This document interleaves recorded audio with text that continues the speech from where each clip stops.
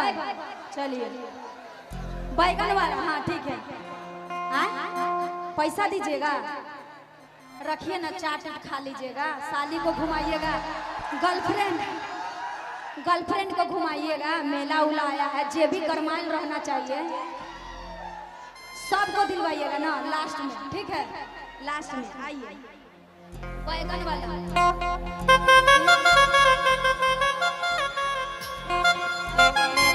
कि जवन बाबे पसंद तना तना ले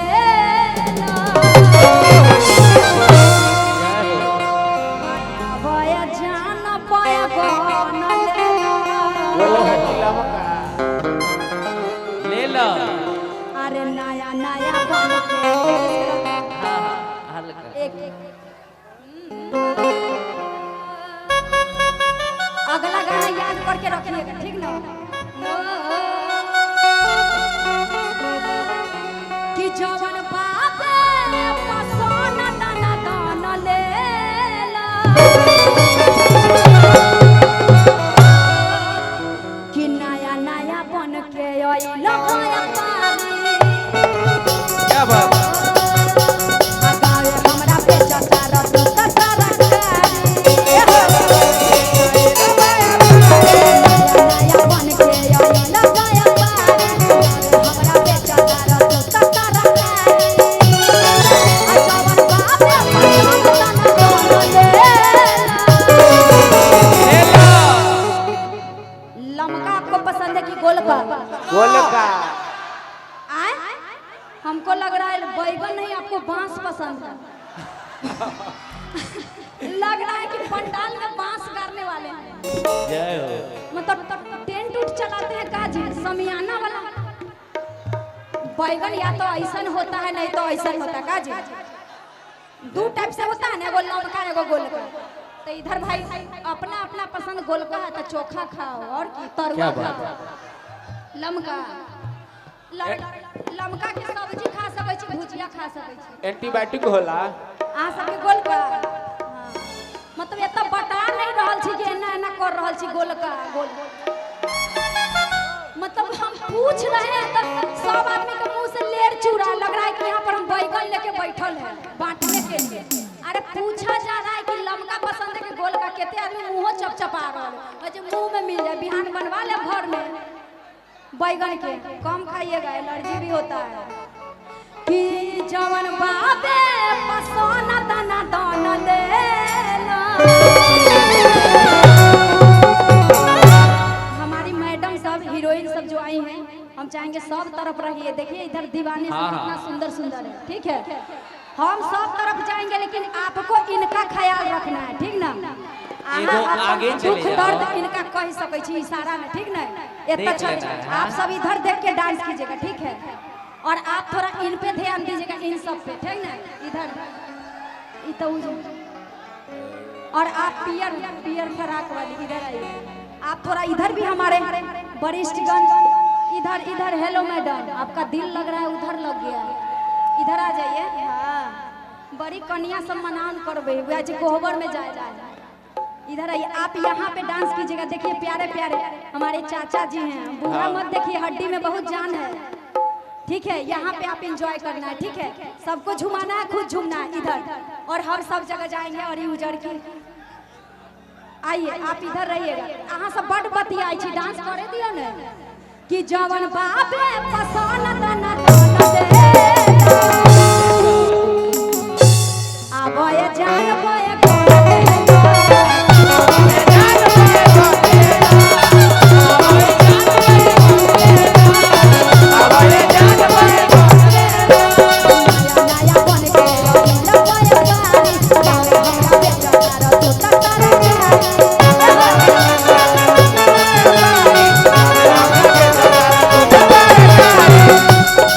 अच्छा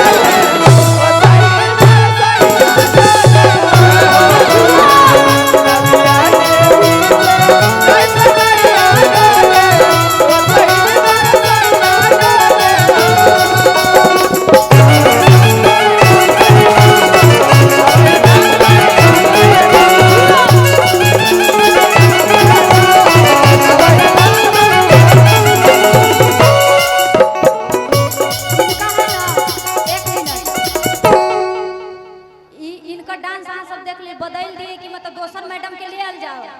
इंजॉय पूरा करना है, ठीक ना? जो मन में होगा खुल के बोलना है। ये ना जो मजा नहीं लिए चल दिए। यहाँ पर हंसने आए हैं, बिहान से पढ़ाई लिखाई नौकरी जो भी है करना है। आप उधर चले जाए, उस मैडम को बुलाइए, इधर आइए, आप वहाँ चले जाइए। पियर फरा पहले इनका मजा लीजिए एक के बार सब, इसके बाद आएगी थोड़ा सा इनका देखिए कलाकारी, ठीक ना?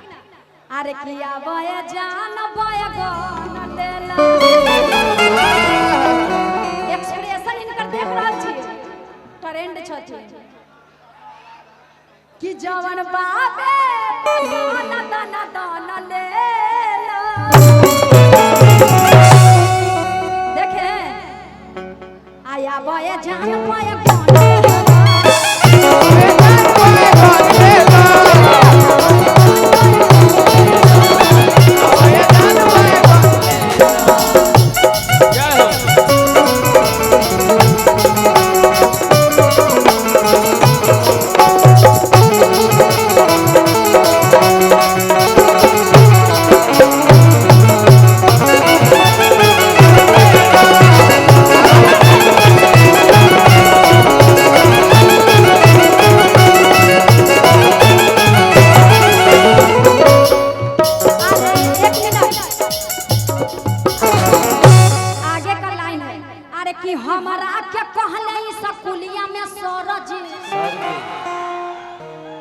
में केते लोग बैचलर छे जे अभी पढ़ाई लिखाई कर रहल छे।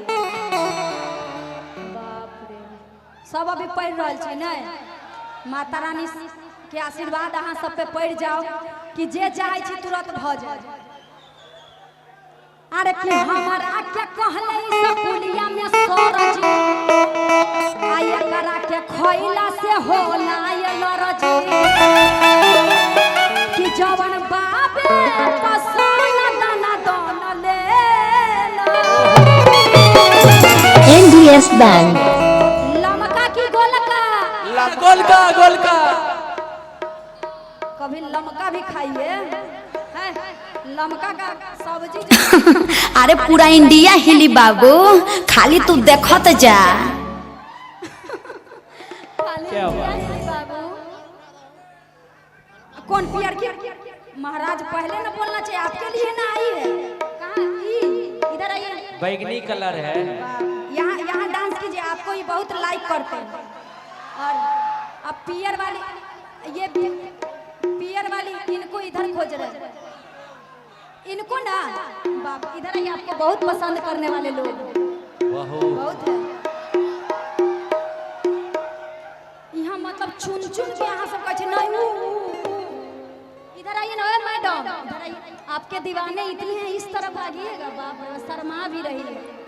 इस तरफ इशारा यहाँ सब कुछ गंदा उंदा नहीं ना कर रहा छे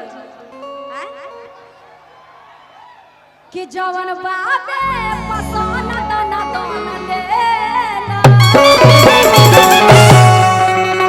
बहुत अहाँ सब कह सकै छी त चुम्मा द सकै छी। ऐसे वाला द सकै छी। आपको भी देंगे तो यहाँ का चुम्मा ऐसे करके पकड़ के और रख लीजिएगा, बहुत काम देगा, ठीक ना? कि जवन बाबे पसंद दाना दाना लेला आबया जान पाया।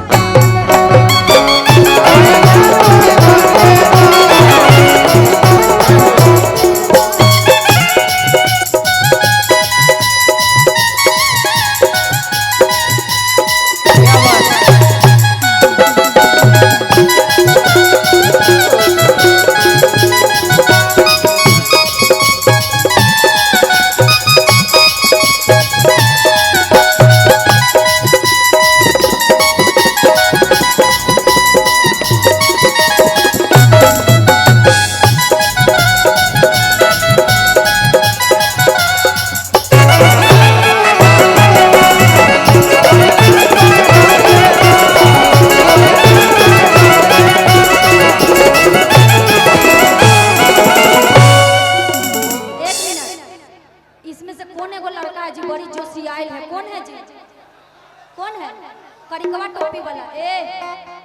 बड़ी जोशियाल लड़का है, लेकिन बाप रे बाप। जानते हैं कोई कोई पीले भी रहता है प्रोग्राम में। बंद है ना जी, सब जगह बंद है ना, दारू उरू सब बंद है ना? नहीं बंद। सरकार आप गिरा दीजिएगा का? ये सब बात नहीं बोलना चाहिए। बंद है, दारू बंद है, बंद है ना, बढ़िया से खूब चलता है।